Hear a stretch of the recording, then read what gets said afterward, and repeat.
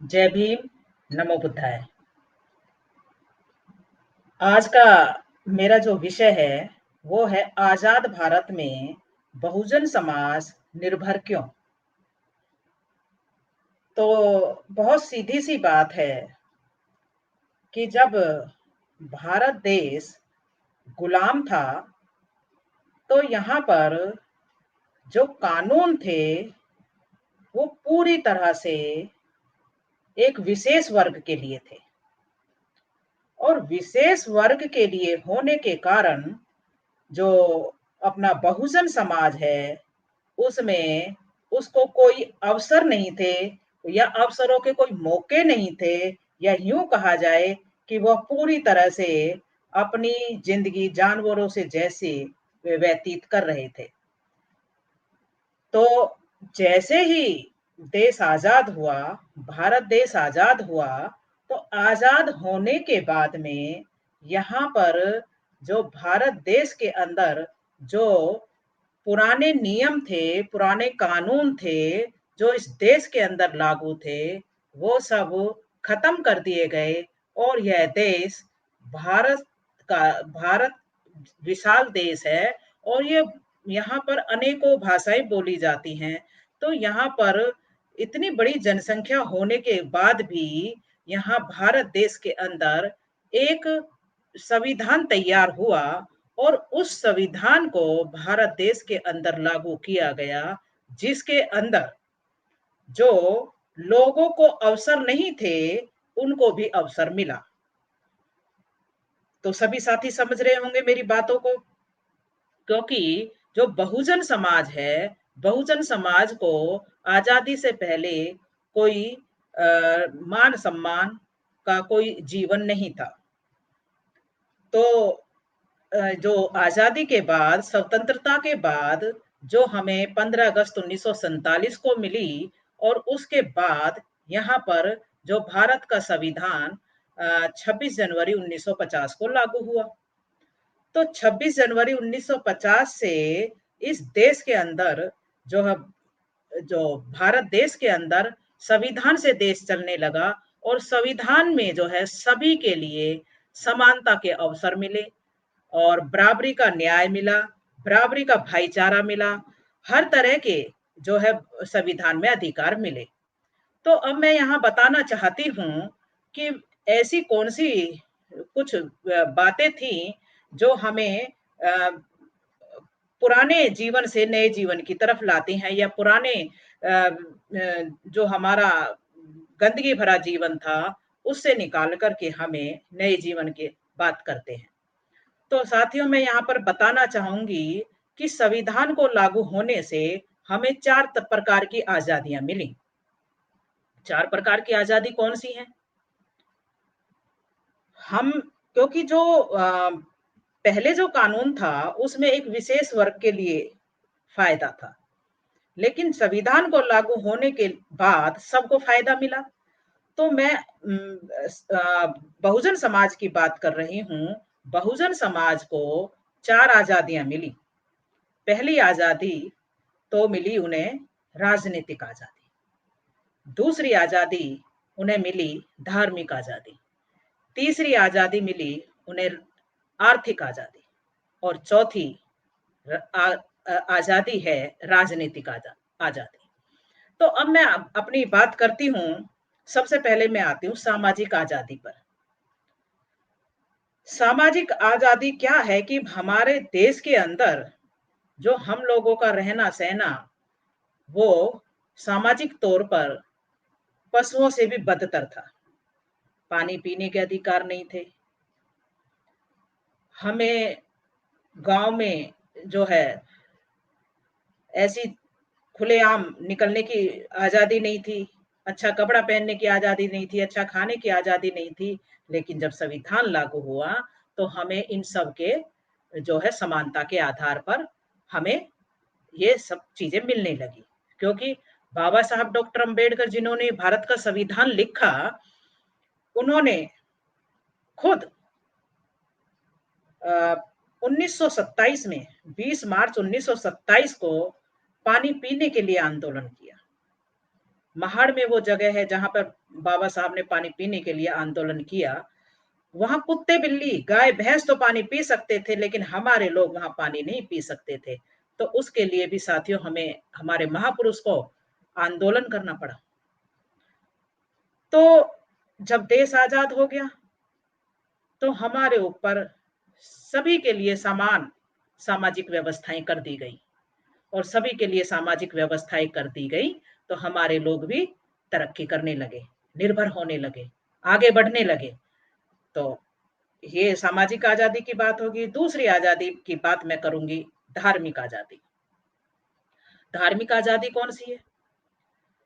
जो हमारे पुराने जितने भी कानून थे, उन कानूनों के अनुसार हम किसी भी मंदिर मस्जिद चर्च गुरुद्वारे में नहीं जा सकते थे।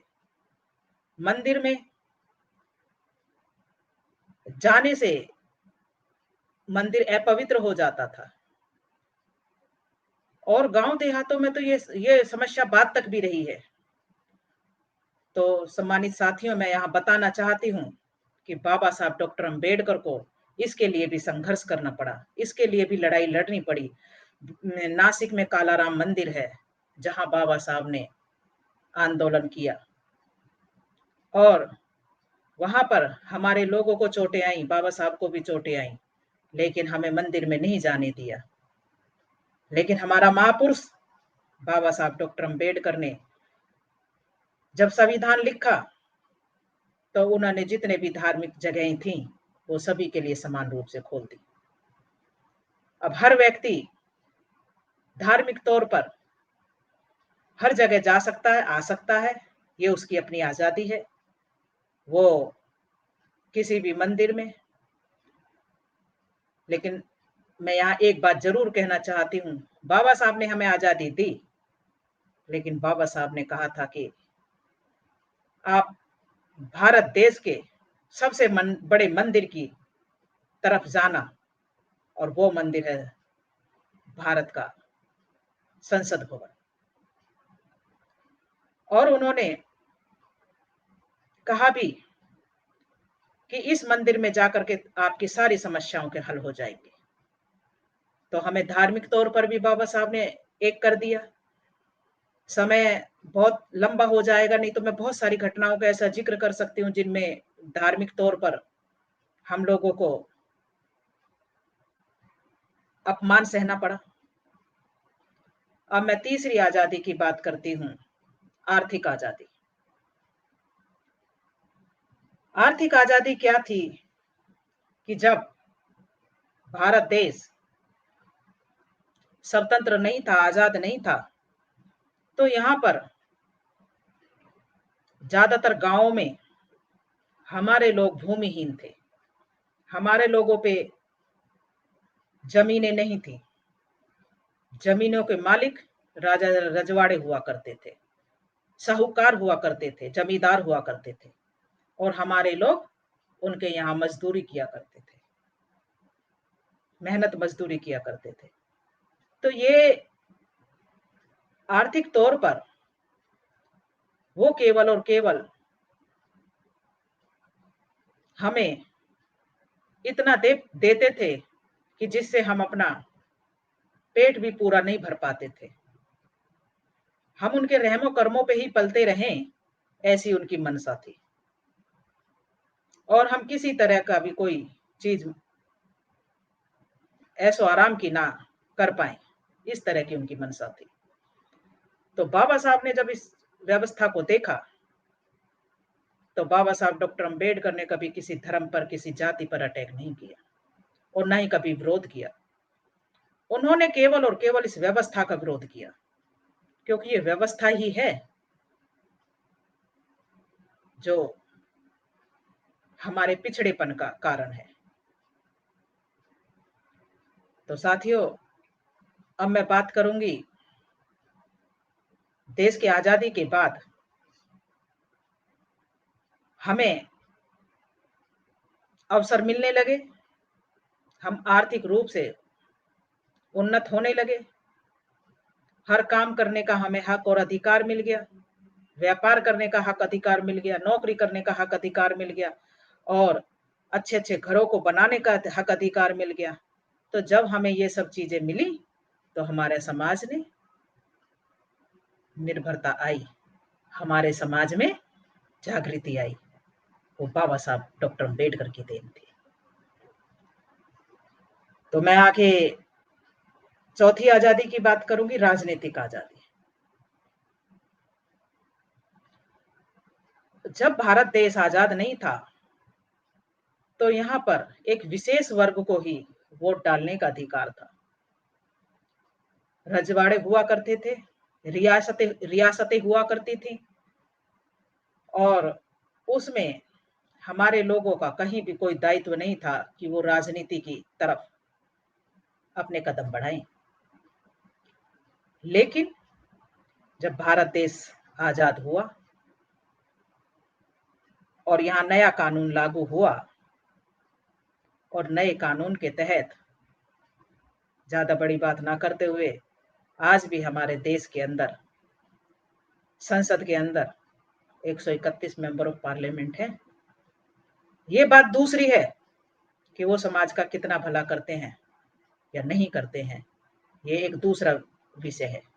लेकिन हमारे लोगों को राजनीति में आने के लिए अवसर मिलने लगे, और तो और बाबा साहब डॉक्टर अम्बेडकर की वजह से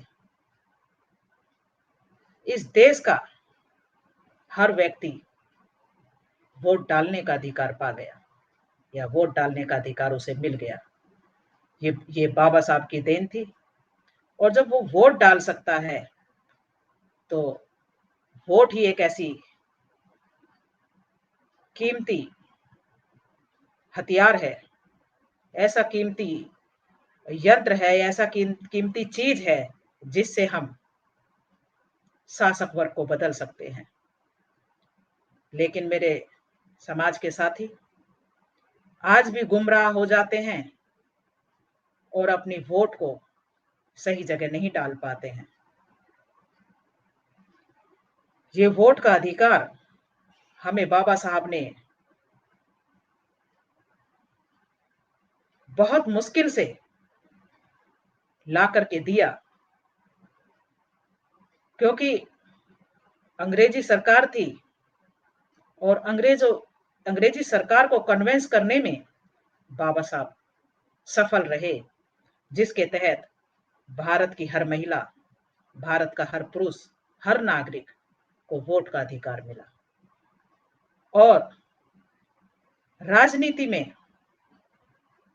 रिजर्व सीटें से चुनकर के हमारे लोगों को हक और अधिकार मिलने लगे। जब ये चार आजादियां जो मैंने अभी आपको बताई हैं, जब ये चारों चीजें बहुजन समाज को मिलने लगी, तो बहुजन समाज तरक्की करने लगा। बहुजन समाज जो पहले जो स्कूल हुआ करते थे, आज भी हैं, जो पहले स्कूल थे उनमें हमारे बहुजन समाज के बच्चों की संख्या बहुत कम होती थी। लेकिन आज के स्कूलों में बहुजन समाज के बच्चों की संख्या खूब पाई जाती है। तो बहुत ही अच्छा लगता है कि हमें आज बाबा साहब डॉक्टर अम्बेडकर की वजह से हम सब भारत देश के नागरिक समानता के साथ जीवन जी रहे हैं। और इन सभी बातों के लिए जो हमारा रहना सहना, खाना पीना, चलना फिरना, बिजनेस, व्यापार, नौकरी, जितने भी सारे काम हैं, उन सब कामों के पीछे मैं केवल और केवल अपने महापुरुषों को योगदान, अपने महापुरुषों के संघर्ष को याद दिलाना चाहती हूँ। क्योंकि माता सावित्रीबाई फूले ने शिक्षा के क्षेत्र में काम ना किया होता, तो आज महिलाओं को पढ़ने का अधिकार ना मिला होता। साहू जी महाराज ने आरक्षण की व्यवस्था ना की होती, तो आज बहुजन समाज इतनी तरक्की नहीं किए होता। उन्हीं के पद चिन्हों पर चलकर बाबा साहब डॉक्टर अंबेडकर ने भी अपना पूरा जीवन इस बहुजन समाज के लिए, देश में रह रहे हर वर्ग के लिए लगा दिया और देश में सभी को समानता के साथ जीने के मौके बाबा साहब की वजह से मिले। तो साथियों, विषय ऐसा है कि इसे कितना भी हम बढ़ा सकते हैं, लेकिन ज्यादा ना कहते हुए इन्हीं शब्दों के साथ जय भीम, जय भारत, नमो बुद्धाय।